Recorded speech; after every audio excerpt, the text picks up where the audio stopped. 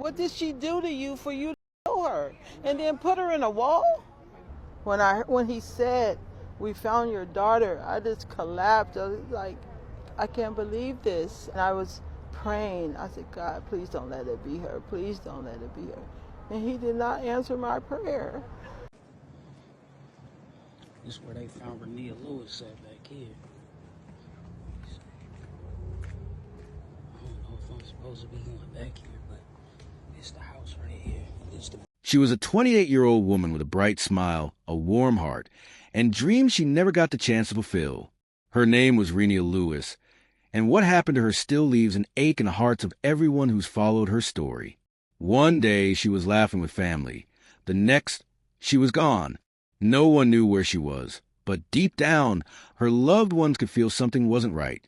Before we go deeper, if you're new here, this is Shadow Crime, where we uncover the real stories behind the darkest crimes. Don't forget to like, subscribe, and click the bell icon, because every story we tell is a voice for those who can't speak for themselves. Renia was the kind of person who filled a room with her energy, family-oriented, always cooking for her loved ones, always showing up for others. So when she suddenly stopped answering her phone, it felt strange, unnatural. Her family tried to convince themselves she might have just needed space, but that small voice in the back of their minds kept whispering something darker. Days passed, and that unease turned into panic. Calls went unanswered. Messages were left unread. Then, Renia's mother decided to do what any desperate parent would. She opened the Family's Life 360 app to track her daughter's last known location. The dot on the screen led her to 14th Street in Vallejo, California. It was a quiet neighborhood, but that night, it felt hauntingly still. Renia's mom drove there, hoping maybe her daughter's car had broken down or her phone had died. But when she arrived, something about the property felt off. It wasn't a home Renia would visit. The yard was messy, the windows covered, and the person who lived there? A man no one in the family recognized. She called the police. They did a quick welfare check, looked around the house, and said they didn't find anything. So they left. The family waited, hoping, praying, that Renia would come walking to the door like nothing happened. But she didn't. Then came the worst part, the silence. The kind that eats away at you every hour, every minute. Her mother returned to that same neighborhood every day, just sitting in her car, staring at that house, wondering, could she be in there? 2 days later, authorities went back, this time with a search warrant. They combed through the place inch by inch. The property had a detached shed behind it, something they hadn't checked thoroughly before. When they opened it, they noticed something strange. A section of the ceiling looked newer than the rest. The paint was slightly different, the boards not quite aligned. When they pushed on one of the panels, it shifted, revealing a small opening. Behind it was a hidden attic, and inside that concealed space, they found Renia Lewis. Her body had been dismembered and hidden in the most unthinkable way. The search that started with hope ended in heartbreak. For her mother, those words, "We found her," were both an answer and a wound that would never heal. What did she do to you for you to kill her and then put her in a wall? When he said, "We found your daughter," I just collapsed. I was like, I can't believe this. And I was praying. I said, God, please don't let it be her. Please don't let it be her. And he did not answer my prayer. It was the news no one in 28-year-old Renia Lewis's family wanted to hear. Police found her body behind a wall inside this home on 14th Street in Vallejo. Her mother last texted her on Friday and thought it was unusual not to get a response. When they found her body behind the wall. They nailed her body behind the wall.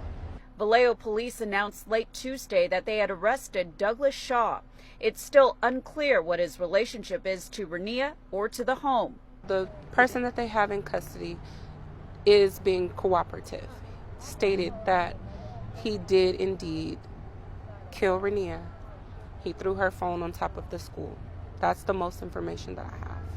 Police now have Renia's phone, which her family says last pinged at this address. Her mother used the Life 360 app to track her final location, and her cousin LaToya helped lead the family's search in the area. Renia was the best loving person. The girl loved to cook. She loved her family. Since they began sharing flyers with her mother's number, the family has received numerous prank calls, people pretending to be Renia, luring her mother to false addresses and demanding money. I am devastated. That's my youngest daughter. Her birthday is on Monday. She would have been 29. The news spread fast, and by the next morning, Vallejo was in shock. A missing woman found dismembered in someone's attic? It didn't feel real. The suspect's name quickly surfaced. Douglas Irwin Shaw, a 41-year-old man who worked as a mechanic at Six Flags Discovery Kingdom. A father of two, someone you'd probably walk past in the grocery store and never think twice about. But behind that quiet demeanor was something much darker. Police began piecing together how Renia had ended up there. According to investigators, her phone's last ping matched the location of Shaw's property, the same spot her family had tracked. Neighbors told reporters they didn't hear any screams or commotion, just some late-night noises that didn't seem unusual at the time. But looking back, they wished they'd paid closer attention. What really disturbed everyone was how methodical Shaw seemed to be. Investigators believe he tried to hide what he'd done by concealing her remains behind the attic wall, covering it up like he thought no one would ever look there. That level of planning chilled people. It wasn't random. It was intentional. Now, people began asking, did Renia know him? Were they friends, co-workers, something more? The truth was, no one really knew. Her family said they had never heard of Douglas Shaw before. They didn't even know how she met him. And to this day, that detail still hasn't been made public. That's what makes it even harder to understand. How could someone hurt her so brutally without any clear motive? The arrest came not long after the discovery. Police tracked Shaw down and took him into custody without incident. When asked about the case, he barely reacted. No emotion, no signs of remorse, just cold silence. Prosecutors later charged him with murder and use of a deadly weapon, confirming that a knife was involved. The judge immediately denied bail, saying he was a danger to the public. During his first court appearance, Shaw didn't say much. He waived his right to a speedy trial and entered a not guilty plea. It's the kind of moment that leaves a family staring across a courtroom, looking at the person who took their loved one, trying to make sense of the senseless. Renia's mother sat there heartbroken. She told reporters, "This is unreal. I'll never see my daughter again because of this monster." You could hear the pain in her voice, raw, heavy, and filled with disbelief. Another family member said she wanted him to get life so he can sit there and suffer every single day. When you listen to their words, it hits differently. You realize that justice, no matter how it's served, never fills that empty seat at the dinner table. But what's truly haunting is that no one knows why it happened. No fight, no clear connection, no warning signs. Just a young woman who vanished and a man who thought he could hide what he did. Family members consoled each other outside court in Fairfield after the man accused of killing 28-year-old Renia Lewis in Vallejo was charged with murder. Our family is under grievance. We are devastated at this time. They're heartbroken that Lewis, the light of their life, is no longer with them, allegedly killed by someone they don't know. The defendant, 41-year-old Douglas Irwin Shaw, answered a few questions from the judge in Solano County Superior Court. The father of two girls did not enter a plea. Renia was a queen. That's who she was. LaToya Lewis was among dozens of family members who packed the courtroom, shocked over the killing of her cousin, who would have turned 29 on Monday. Renia, we love you. You know that. You know the heart of your family. You know the blood of this Lewis family would have never stopped looking for you. Authorities said Shaw used a knife to kill the victim, then dismembered her in a detached unit where he lived near 14th Street and Star Avenue in Vallejo. Her body was found hidden in a space leading up to the attic. I've learned Vallejo police seized many knives from his home. Police later arrested Shaw at Six Flags Discovery Kingdom in Vallejo, where he works as a mechanic. Her family and police tell me the two were not a couple and may have met only recently. Authorities have not discussed a motive or circumstances leading up to the killing. The defendant will return to court next week. He's being held without bail at Solano County Jail. In Fairfield, Henry Lee. The community couldn't stop talking about it. How could someone who looked so ordinary be capable of something so horrifying? People who knew Shaw from work described him as quiet, always keeping to himself, never giving any hint of violence. But those who knew him more closely painted a different picture. An ex-girlfriend came forward, revealing that she once had a restraining order against him. She described him as controlling, manipulative, and dangerously unpredictable when things didn't go his way. Suddenly, his calm image cracked, and people began to see what might have been hiding beneath the surface. For Renia's family, that only made things worse. They couldn't help but wonder if there had been warning signs they never saw. Maybe she'd mentioned a new friend, maybe a casual acquaintance who seemed harmless. They replayed every recent conversation in their heads, searching for clues that could explain how she ended up in the hands of someone like him. Meanwhile, investigators were still digging into Shaw's life, his phone records, his online history, surveillance footage. Try to piece together the moments before everything went wrong. They discovered that Renia's phone had gone offline shortly after arriving near his home. That meant whatever happened to her happened fast, and that detail made the family's pain even heavier. She didn't have a chance to call for help. As the case gained more attention, people online began sharing Renia's photos and videos, turning her into a symbol of how fragile safety really is. She wasn't living recklessly. She was living normally. That's what made it terrifying. You never expect someone you just met or barely know to become your last encounter. When the autopsy results came out, they confirmed what everyone feared. She had been killed and then dismembered. The brutality of it made even the detectives pause. They said it was one of the worst scenes they'd ever encountered. And you could tell by the way they spoke. They weren't just reciting facts. They were shaken by what they saw. In court, Shaw showed little emotion. His expression barely changed as the charges were read out loud. The district attorney described the crime as deliberate and cruel, saying Renia's death was not an accident, not a heat of the moment, but something that took planning and effort to conceal. That word, conceal, stuck with everyone. It meant he didn't just commit the act. He tried to erase her existence afterward. For Renia's mother, the hardest part wasn't just knowing what happened. It was realizing that she had driven by that house multiple times while her daughter was still there, hidden just feet away. That thought haunted her. She said, if only they looked closer the first time. You could hear the guilt in her voice, but it wasn't hers to carry. She did what any mother would do. She never gave up. Without her persistence, the truth might have stayed buried. Memorial sits outside the Vallejo home near 14th Street and Star Avenue, where police found the body of 28-year-old Renia Lewis hidden inside a detached unit in the backyard. She was concealed in a space that led to the attic. Family members tell KTVU the victim had been dismembered. This was a horrific crime. Not only did this bring pain to the family, it brought pain to the community. It's a shock to the whole community of Vallejo. Well-wishers dropped off flowers in memory of the woman who was the subject of an intense search and ebony alert. Hope turned to despair when police found her with the help of her family who had pinged her phone. It's really sad to know that she has family and friends that really, came together. Like, they really loved that girl enough to do the footwork on their own to try to find out where she was. Police arrested 41-year-old Douglas Irwin Shaw, a father of two girls, at Six Flags Discovery Kingdom in Vallejo, where he works. He was booked on suspicion of murder.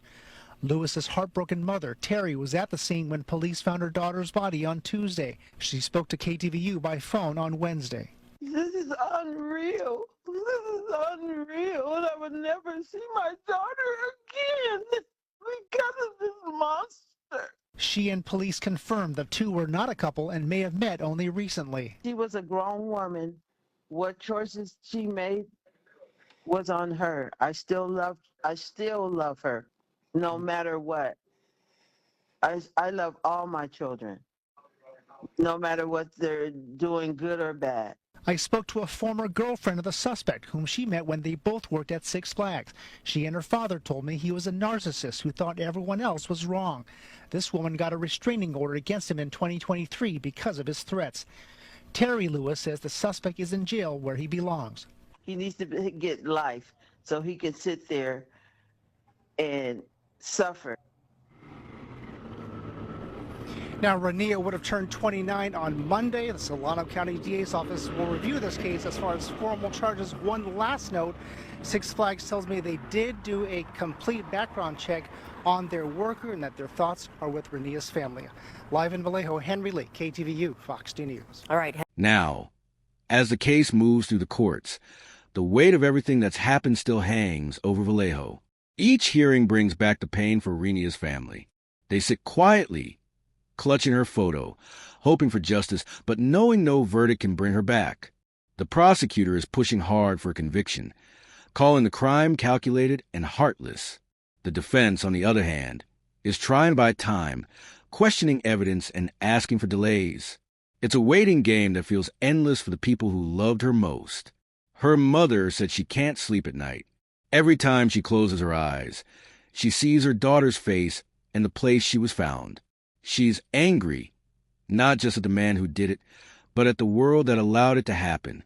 She told reporters, he needs to get life so he can sit there and suffer every day. Those words echoed through the courtroom, filled with emotion that only a grieving parent can feel. Community members have come together to honor Renia's memory. They hold candlelight vigils, share her story online, and speak out about violence against women. Her family says they want her story to be a wake-up call, a reminder that danger doesn't always look dangerous. It can come from someone who seems calm, someone who smiles, someone who hides behind a normal life. And that's what makes this case so chilling.